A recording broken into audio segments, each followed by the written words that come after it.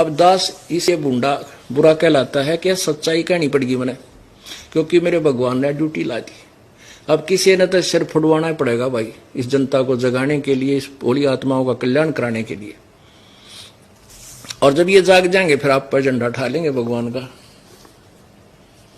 फिर ये आप पर होंगे ऊपर नमो करके। जो नकली आचार्य बने बैठे, गुरु बने बैठे हैं, इनकी दुकान बंद हो जाएंगी, ये छुपते फिरेंगे, किताब विदेश में जाकर बसेंगे, ढूंढे भी नहीं पाओगे। अपने ये अपने अनुयायियों का सामना नहीं कर सकेंगे एक दिन, इतना ज्ञान युक्त कर दूंगा इन प्राणियों को।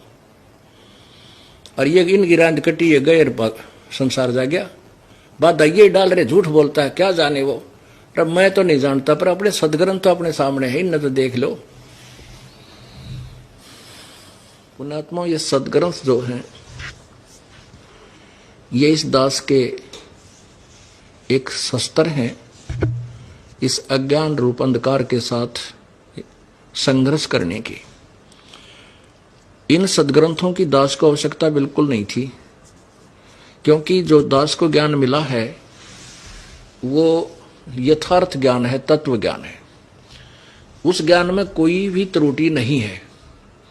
उस यथार्थ ज्ञान को, जो कबीर वाणी को, कबीर परमेश्वर द्वारा स्वयं दिए हुए पांचवें ज्ञान को, उस सच्चे ज्ञान को सच्चा ही सिद्ध करने के लिए इन सहयोगी सदग्रंथों का सहारा लेना पड़ता, जिसको आप जी सत्य मानते हैं। जब इन सदग्रंथों में वो सत्य मिल रहा है, तो परमात्मा ने तो 600 वर्ष पहले ये वाणी पहले बोल दी थी, जब ये अज्ञानी विद्वान जो संस्कृत के ज्ञाता ये कहते थे कि कबीर तो अनपढ़ है, वो क्या जाने सदग्रंथों के बारे में। जबकि परमेश्वर ने अपने मुखारविंद से उच्चारित उस मुख्य ज्ञान में, उस मूल ज्ञान में, तत्व ज्ञान में ये सर्व ज्ञान पहले ही दिया हुआ था, जो दास आपको इन सदग्रंथों में आज दिखा रहा है।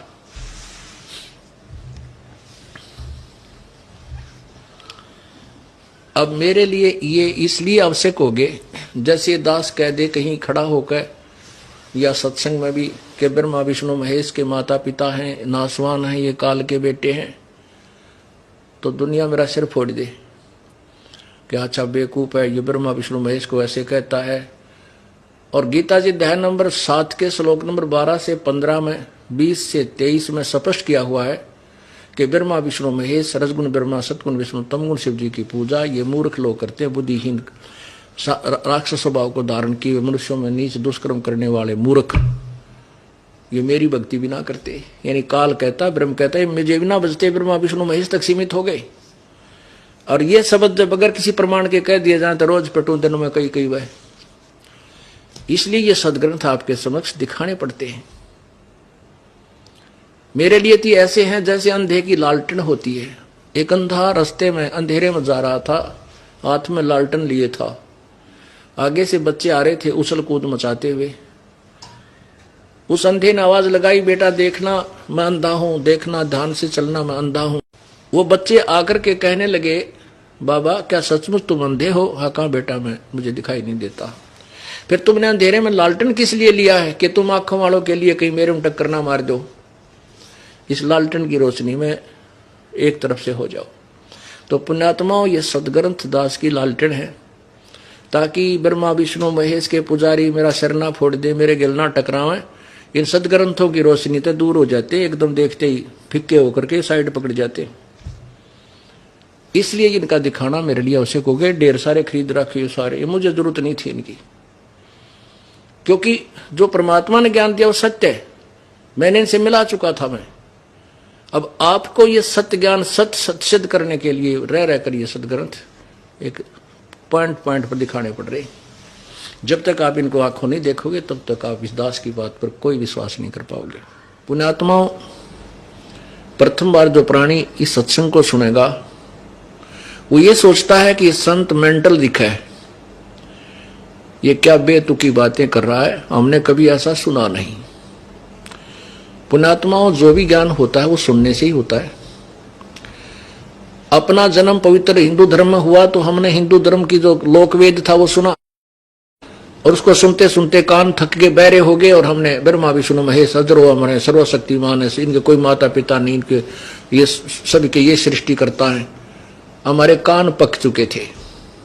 जबकि इनके इतिहास में ब्रह्मा विष्णु महेश की जीवनी में, अर्थात शिव पुराण, विष्णु पुराण, दुर्गा पुराण के अंदर लिखा हुआ कि नासवान है, ये अमर नहीं है, ये सर्वशक्तिमान नहीं है, इनके जन्म मृत्यु होता है, ये स्वयं स्वीकार करते हैं।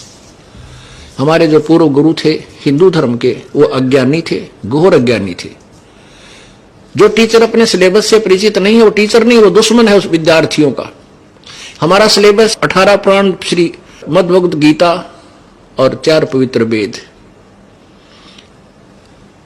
और 5वां वेद से तो आप परिचित नहीं थे, लेकिन हिंदू धर्म के जो शास्त्र माने जाते हैं, वैसे तो विश्व के अंदर के सभी प्राणियों के लिए ही ये सदग्रंथ है, क्योंकि पवित्र 4 वेद, पवित्र श्रीमद् भगवत गीता, पवित्र 18 पुराण उस समय रचे गए थे, उस समय लिखे गए थे जब ना कोई धर्म था, ना हिंदू था, ना मुसलमान, सिख, ना ईसाई।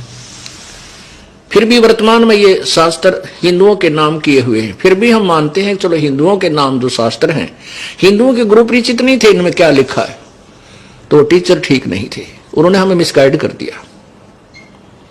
इसी कारण से पवित्र हिंदू धर्म के अंदर इतने विकार पैदा हो गए, क्योंकि जो लाभ हम भगवान से लेने के लिए चले थे वो नहीं मिले, क्योंकि ब्रह्मा विष्णु महेश केवल वर्कडन दे सकते हैं, किया हुआ कर्म ही दे सकते हैं जो आपका पूर्व जन्म का है। इसमें कोई परिवर्तन ब्रह्मा विष्णु महेश नहीं कर सकते। एक उदाहरण देता है दास कि जैसे एक भक्त ने प्रश्न किया कि क्यों नहीं कर सकते, जैसे ताम्रध्वज को, मोरध्वज के पुत्र ताम्रध्वज को भगवान श्री कृष्ण ने आरे से कटवा करके मृत्यु को प्राप्त होने के बाद जीवित कर दिया था, ये क्यों नहीं कर सकते? बहुत कुछ कर सकते। दास ने कहा सुनो, वही श्री कृष्ण जी जब उनके सगे भांजे अभिमन्यु की मृत्यु हो गई थी चक्रव्यूह में, भगवान श्री कृष्ण उसको जीवित नहीं कर सके। सुभद्रा रो रही थी, उनकी सगी बहन, श्री कृष्ण रो रहा था, 5 पांडव टक्कर मार रहे थे क्योंकि उनका कुल विनाश हो रहा। वो क्यों ना जीवित किया श्री कृष्ण भगवान ने, विष्णु जी ने? भक्त मौन हो जाता है, कहता आप ही बताइए। हाँ हम बताएंगे, क्योंकि ताम्रध्वज के श्वास शेष थे, उसका जीवन शेष था, तो बीच में जाके उसने लीला की। तेरी इन भगवानों में इतनी पावर है कि इस मिट्टी को जोड़ तोड़कर उस वैसा ही बना सकते हैं, लेकिन ये आयु नहीं बढ़ा सकते, ना ही कम कर सकते। अभिमन्यु की आयु शेष नहीं थी, उसका प्रारब्ध इतना ही था मनुष्य का, इसलिए श्री कृष्ण उर्फ विष्णु जी उनको जीवित नहीं कर सके। मासा घटे ना तिल बधे, विद ना लिखे जो लेख, सच्चा सतगुरु मेट कर ऊपर मार एक। इसमें परिवर्तन केवल पूर्ण परमात्मा ही कर सकता है, वो कबीर भगवान है, कबीर प्रभु। अब हम अपने उसी प्रश्न पर आते हैं कि जैसे अनजान व्यक्ति ये सोचेंगे ये संत वैसे ही तुक्के मार रहा है, ऐसा कुछ नहीं, हमने कभी सुना नहीं। कोई भी ज्ञान है सुनने से होता है।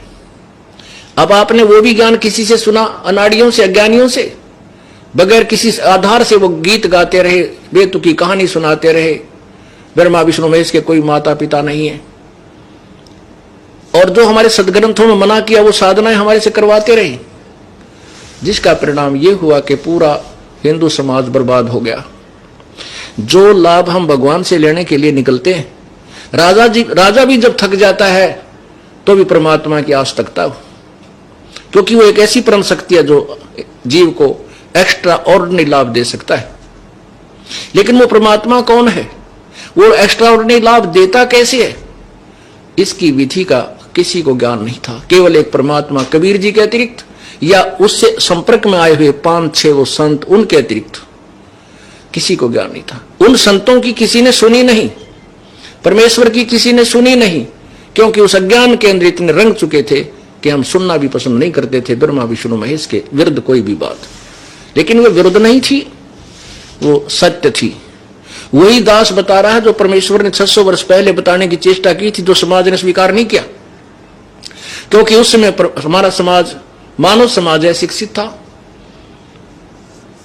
और अब सब बच्चे शिक्षित है, बहन बेटी भाई बुजुर्ग छोटे बच्चे भी शिक्षित हैं, सदग्रंथ अपने पास हैं, आंखों देखकर हम स्वीकार कर रहे हैं। अब ये समय परमात्मा ने पहले सिलेक्ट किया था कि इस बिचली पीढ़ी जब आएगी, जब देखूंगा इन्हें। जब पहले आए थे परमात्मा, वो पहली पीढ़ी थी, आज से 600 वर्ष पहले सब अशिक्षित थे, शिक्षा नहीं थी हिंदुस्तान में। और अब ये बिल्कुल बीच की पीढ़ी है, अब सब शिक्षित है, बुद्धिमान है, अब ये ज्ञान पूरे विश्व में जाएगा, प्रभु ने पहले कहा हुआ है। और आने वाली जो लास्ट पीढ़ी होगी वह कृतघ्नी हो जाएगी, कति दुष्ट हो जाएंगे, लास्ट में जाकर कलियुग के कोई भक्ति नहीं करेगा। तो इस बिचली पीढ़ी में जिनका मनुष्य जीवन है और ये दास का ज्ञान आपके पास है, धन्य आपके माता पिता ने जिससे तुमने जन्म हुआ। ऐसा ज्ञान और आपका मनुष्य शरीर बेड़ा पार करवा लो। बोलो सतगुरुदेव।